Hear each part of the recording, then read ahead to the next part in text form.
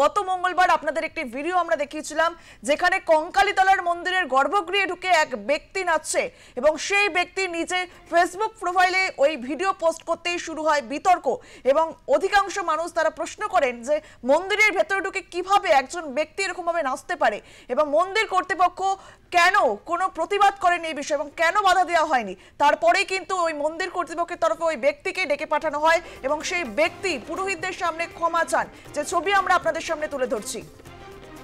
খবর সম্প্রচার হতেই ক্ষমা প্রার্থী হিরু দাস, কাটোয়ার বাসিন্দা হিরু দাস, তিনি কঙ্কালীতলায় এসেছিলেন এবং কঙ্কালীতলায় এসে মন্দিরের গর্ভগৃহে ঢুকে একটি নাচের ভিডিও পোস্ট করতে কিন্তু বিতর্ক শুরু হয়েছিল, সমাজ মাধ্যমে ছড়িয়ে পড়েছিল সেই ভিডিও এবং অধিকাংশ মানুষ তারা প্রশ্ন তুলেছিলেন যে গর্ভগৃহের ভেতরে ঢুকে কিভাবে একজন ব্যক্তি নাচতে পারে এমন ভাবে।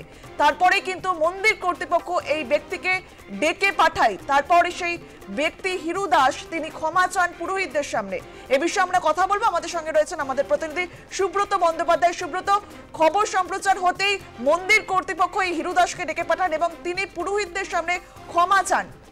সুব্রত, দেখো, একেবারেই যে কঙ্কালীতলার যে গর্ভগৃহ রয়েছে সেই গর্ভগৃহে কিন্তু নাচ করতে দেখা যায় এই হিরু দাসকে এবং সেখানে কিন্তু বিতর্ক শুরু হয় এবং যে কেন যে শ্রদ্ধা রয়েছে সেই শ্রদ্ধা ভাবাবেগে আঘাত পায় বলে অনেকেই মনে করা হচ্ছে এবং কেন পুরোহিতরা তখন ব্যবস্থা নিলেন না সেটা নিয়ে যেমন প্রশ্নচিহ্ন উঠছিল, যে কেন এই ধরনের মানসিকতা সেটা নিয়েও কিন্তু প্রশ্নচিহ্ন উঠছিল এবং এই ব্যক্তি যখন এই ভিডিও পোস্ট করেন তখন কিন্তু বিতর্কের সৃষ্টি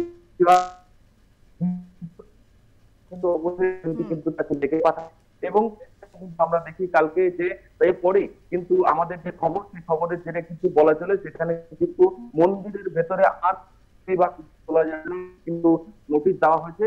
পাশাপাশি এই ব্যক্তি কিন্তু আসেন এবং পুরোহিতদের সামনে কিন্তু ক্ষমা চান এবং যে ভিডিওটি তিনি করেছিলেন সেই ভিডিওটা কিন্তু ডিলিট করেন এবং তিনি কিন্তু সেদিনও কিন্তু প্রশ্নের মুখে পড়েছিলেন, আজকেও কিন্তু প্রশ্নের মুখে পড়ছেন যে কিভাবে মন্দিরের গর্ভগৃহে একজন নাচ করছেন সেখানে কারো নজর পড়লো না। তিনি কিন্তু বলছেন তিনি অনুমতি নিয়েছেন, যে ভিডিওটা দেখা যাচ্ছে সেখানে কিন্তু তিনি দেখাচ্ছেন যে অনুমতি নিয়েছেন কিন্তু তিনি কোনো অনুমতি নেননি। পুরোহিতরা বলছেন এটা ডিলিট করতে হবে এবং মন্দির কমিটি ডেকে পাঠানোর পর তিনি কিন্তু আসেন এবং সবার সামনে কিন্তু জোরহাত করে কিন্তু ক্ষমা চান যে এই ধরনের ভিডিও তিনি বানাবেন না এবং যে রিলসটি বানিয়েছিলেন সেই রিলসটি কিন্তু তিনি ডিলিট করছেন এবং ক্ষমা প্রার্থী। কিন্তু প্রশ্নচিহ্ন উঠছে মন্দিরের ভেতরে ঢুকে যেভাবে নৃত্য করেছেন, যেভাবে একটা শ্রদ্ধার জায়গা যে কলুষিত করেছেন সেটা নিয়ে প্রশ্নচিহ্ন উঠেছিল এবং অবশেষে মন্দির কমিটির নজরে আসার পর ডেকে পাঠায় এবং আমরা যখন খবরটিকে নজরে সকলে নিয়ে আসি তারপরে কিন্তু জেগে ওঠে এবং জেগে ওঠার পর কিন্তু ক্ষমা চাওয়ানো হয় এবং তিনি আর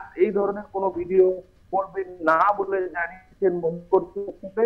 কিন্তু যেখানে এত মানুষ এই ভিডিওটি দেখেছে সেখানে একটা শ্রদ্ধার জায়গা কঙ্কালীতলা একটা সতীপীঠ, সেই সতীপীঠে কিন্তু এই ধরনের ভিডিও ঘিরে কিন্তু রীতিমতো চাঞ্চল্য ছড়িয়েছিল। অবশেষে একদম সুব্রত, তুমি আমাদের সঙ্গে থাকো। সেই 1 জুলাই মঙ্গলবার, গত মঙ্গলবারে যে ভিডিও ভাইরাল হয়েছিল সেই ভিডিও আপনাদের সামনে আমরা আরো একবার তুলে ধরবো।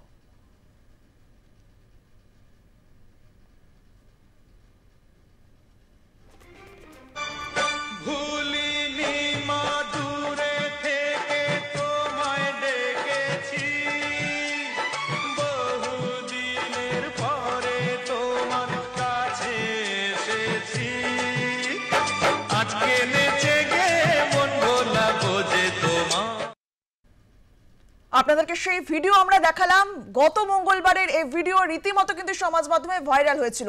আর এই বিষয়ে আমরা কথা বলে আমরা আবারও চলে যাব আমাদের প্রতিনিধি সুব্রত বন্দ্যোপাধ্যায়ের কাছে। সুব্রত, মন্দির কর্তৃপক্ষ বলছে কোনো রকম ভাবে কোনো অনুমতি নেওয়া হয়নি এই ভিডিওর জন্য, কিন্তু দেখা যাচ্ছে ভিডিওতে পুরোহিতরা বসে রয়েছেন এবং তাদের সামনে ভিডিও করছেন তিনি। তিনি যেটা জানাচ্ছিলেন যে সেখানে তিনি জানাচ্ছিলেন বাইরে বসেছিলেন, তিনি কিন্তু বলেছিলেন ভিডিও করার জন্য এবং সেখানে বিতর্করা অনেকেই যান, ছবি তোলেন এবং ভিডিও তোলেন। হঠাৎ করে তিনি লাগবেন সে কিন্তু বুঝতে পারেন অনেকেই, সেই জন্য কিন্তু অনেকেই কিন্তু কালকে দেখা গেল যে মহাদেব ঠাকুর থেকে শুরু করে মন্দির কমিটি অনেকেই প্রশ্নচিহ্ন তুললেন যে কেন তিনি এই ধরনের ঘটনা ঘটলেন, কেন এই ধরনের নৃত্য প্রদর্শন করলেন এবং করার পর তিনি সোশ্যাল মাধ্যমে কিন্তু পোস্ট করলেন। সেখানে কিন্তু কলুষিত করা হয়েছে এবং সেই কলুষিত করার জন্য কিন্তু অনেকের প্রশ্ন তুলছেন।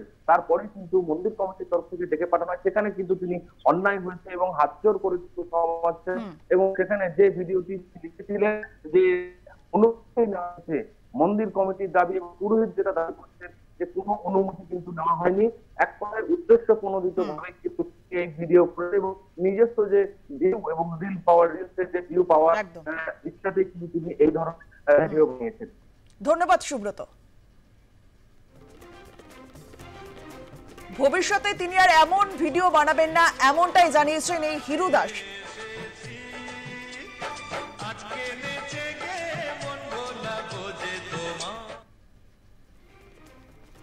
খবর সম্প্রচার হতেই কিন্তু তিনি রীতিমতো পুরোহিতদের সামনে এসে ক্ষমা চান।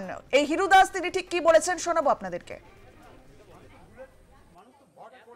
আমি তো এখানে যখন আমি ভিডিও শুট করি তখন একজন ছিলেন, আমি বললাম যে এখানে ভিডিও কথা বলতে দাও, কথাটা বলতে দাও, কথাটা বলতে দাও। যাই হোক একজন ছিল পারমিশন নেন নাই মন্দিরে, আমি বললাম ভিডিও করা যাবে, বললো হ্যাঁ করা যাবে, দিয়ে ভিডিওটা করেছি। তবে আমার উচিত ছিল গর্ভগৃহে মায়ের মন্দিরে এই ধরনের ভিডিও করা উচিত হয়নি। এর জন্যে আমি সমস্ত আমার ফেসবুক এবং সমস্ত আমার মানে যে সমস্ত আমার অডিয়েন্স আছে, আমি জোরাত করে আমি তাদের কাছে ক্ষমা চাইছি, আমাকে ক্ষমা করুন প্লিজ। আমি আর এই ধরনের কাজ আমি আর জিন্দগিতে করব না, আমার ভুল হয়ে গিয়েছে, আমাকে ক্ষমা করুন। তাদের সম্মুখে ও যা বললো, যা ক্ষমা চাইলো, তাতে ও অনুতপ্ত। তা সবাই যখন ক্ষমা প্রার্থী হিসেবে ওকে যখন ক্ষমা করলো, তখন আমার এখানে সেখানে কিছু বলার নেই। কিন্তু অনেক কিছুই বলার ছিল, অনেক কিছু চট থাপড় দেওয়া হতো, সেটাও তো কিছু করা গেল না। তাই যাই হোক সবাই যেখানে মেনে নিল, আমাকে সেখানে মানতে হবে। ভিডিওটা কি ডিলিট করলো?